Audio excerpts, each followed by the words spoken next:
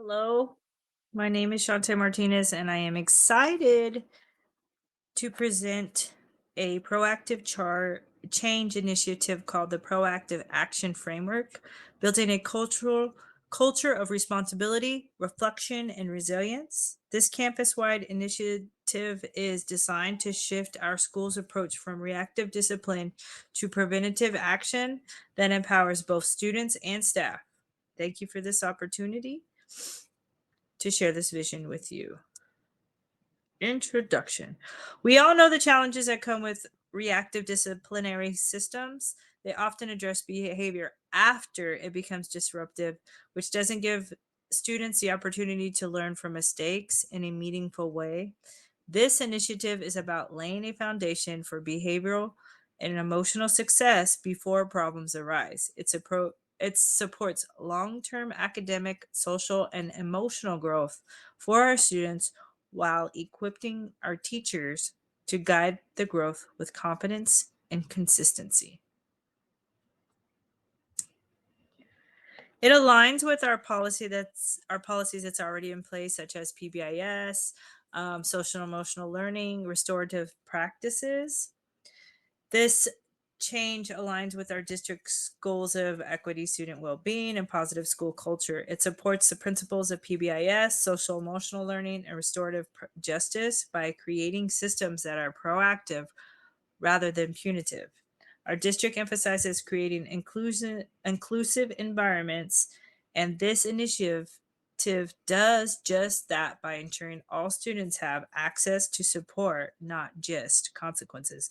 That means if they're having a bad day, hey, Miss Martinez, can I please take a time out? Can I go sit in the calm down corner? Can I do some breathing exercises? Well, they don't have to ask to do exercises, but they can learn how to do breathing exercises so that they can self regulate, self control. They can deal with the emotions and then um, react better if something doesn't go their way. Why this change matters. Currently, many of our students who repeatedly make poor decisions aren't learning new strategies. They're just being removed from the class and returned with little reflection. This approach misses the root cause of behavior.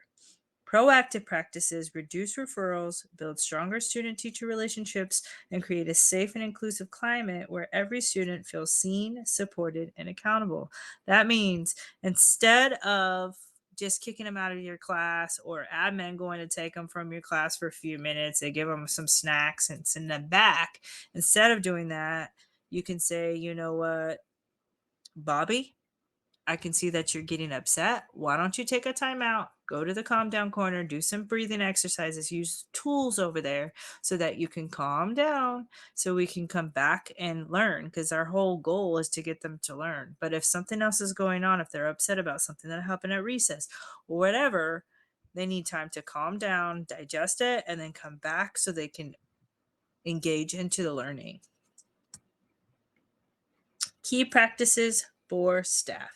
We will implement three core practices: restorative reflection and accountability circles, which are meeting up with our teams, whether it's weekly or post incident, whatever happens, meeting up with our staff, our teams, and um, discussing it. What happened? What could have we done better? We're reflecting as a team, not just solely based on the teacher's reaction or the student's reaction. We're trying to come up with tools to help. How can we curb these behaviors? These will allow students to understand the impact of the actions and set goals for change. Number two, structured check-in student check-ins. Students will be paired with staff members to regularly reflect on goals, progress, and challenges. This is allowing them to reflect, allowing them to tell you what kind of day they had. So they might say, "Oh, I had a happy day. I had a happy day," but you can remind them, "Well, was punching so and so on the slide today a happy day? Was that a good decision or a bad decision? Do you think your mom would be happy to hear that you punched somebody on the slide today?" Those kind of real life reflections, so that the student knows that you care, that you're following along, you know what's going on, and that you're giving them the chance to reflect themselves. Number three, skill building sessions. Students will attend workshops focused on emotional regulation, communication, and conflict resolution. Currently at Ridgecrest, Mrs. Zavala provides those courses. She pulls groups Tuesdays and Thursdays and has them working on specific skills such as dealing with keeping our hands to ourselves. So maintaining our personal bubble, using your words instead of your hands, trying to take breaths instead of punching and kicking and doing all of those things. But we can build on Mrs. Zavala, our school counselors groups, and we can utilize some of those small mini lessons in our classrooms to help all students obtain those skills. Strategy number one, ongoing professional learning.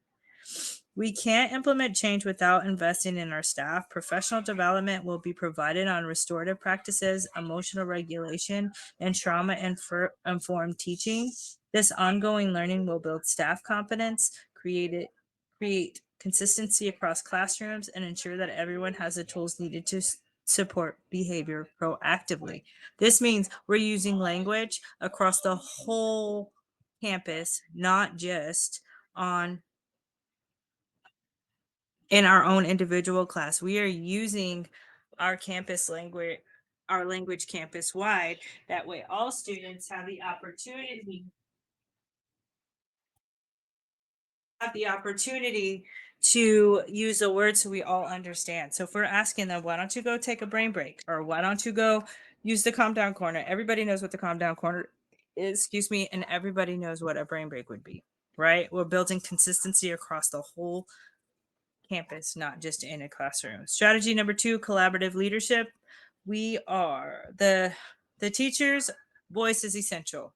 We will identify staff leaders to help design and guide the rollout. We also form a proactive action committee representing diverse grade levels and roles. These teacher leaders will help refine our practices and ensure that they are relevant and equitable. The structure builds shared ownership, not top down mandates. So we want to make sure that we have some veterans. We want to make sure that we have some new teachers on this committee. That way we can kind of get a um, perspective from all walks of life, so we can create a team that can be proactive, that we can see things differently. Maybe a veteran teacher is stuck in their ways and they cannot see anything but their way, but a brand new person that's coming into education might have a completely different perspective.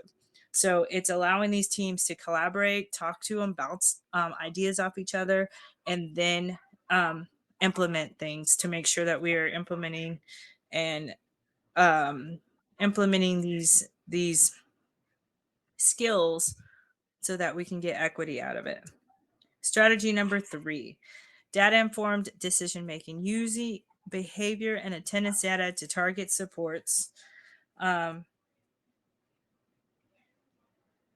This means we're identifying students who need early intervention and tracking how well our strategies are working. Staff input will also be collected to refine the initiative. Feedback loops will keep us agile and responsive. That means not only is it the committee's job, but we're putting out surveys to see how are we doing? Can we need to adjust something? Do we need to change something? We're constantly looking to better ourselves. How can we make this better? How can it be easier and better? Like we're constantly looking for data, and we're constantly open to suggestions. Strategy number four, culture and climate investment. Celebrate successes, monthly recognitions, class rewards. Just like PBIS, we are not just managing behavior, we're building a culture. We're celebrating growth. We're highlighting student leadership. We're creating safe space for open conversations. We teachers are collaborating, and they have protective time to collaborate and reflect. We are prioritizing well-being and recognition. Our entire community thrives if we do that. So if we are, hey Leo, good job.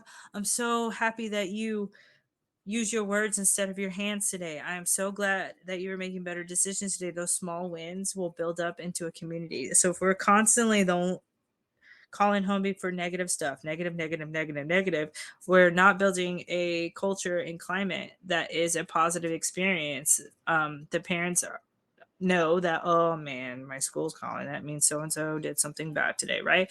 So we want to ensure that we are highlighting the positive stuff. I love that so and so was a great leader today. I love that they did great on their math test. We are communicating those things to the parents as well as the negative stuff, but we want to promote the positive things, just like PBIS. Communicating the changes. To launch this initiative, I'll start with a staff wide professional development session. This will be followed by grade level meetings and open forums for feedback. Communication will be clear, ongoing, and collaborative. I will also be intentional about cultural considerations, recognizing that how we communicate and process change varies based on background, experience, and role. Transparency and trust will guide our rollout. So I want them to know the good and the bad of what's going on. I want them to be aware of that. That way I can be open to suggestions to maybe fix it.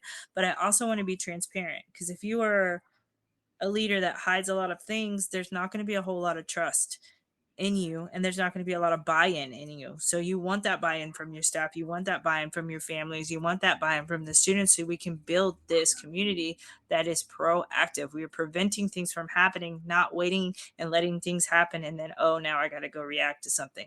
We are being positive about how we are going about doing it instead of yelling at them for the bad behavior. We can ask them questions like, hey, why didn't you do this? Or, hey, how about we go take a time out? Or suggesting things to them as opposed to just screaming at them, kicking them out of your class, having admin take them, whatever it is. Yes, there might be days where that needs to happen, but if we can prevent those things by being proactive, that is what we are striving for. Outcomes. With consistent implementation, we expect to see fewer office referrals, stronger student teacher relationships, and improved morale among staff. Our students will become more reflective and empowered, and our teachers will feel more supported and unified in their practices. This shift will lay the foundation for long term success. So, you want to feel like you are backed by admin. I don't know how many schools have their number one complaint is I don't feel supported by my administration. I send this student there, they give them some candy and send them back to class. Of course they're going to keep up that behavior because they want more candy. Like they don't feel heard. They just feel like, "Ugh, how many times can we redirect? You can redirect, but if nothing is happening, then we cannot fix that, right?" These are my references that I use. This initiative is grounded in research and best practices from the fields of restorative justice, educational leadership, and behavioral psychology. I've included 6 scholarly references that guide the development of this proposal.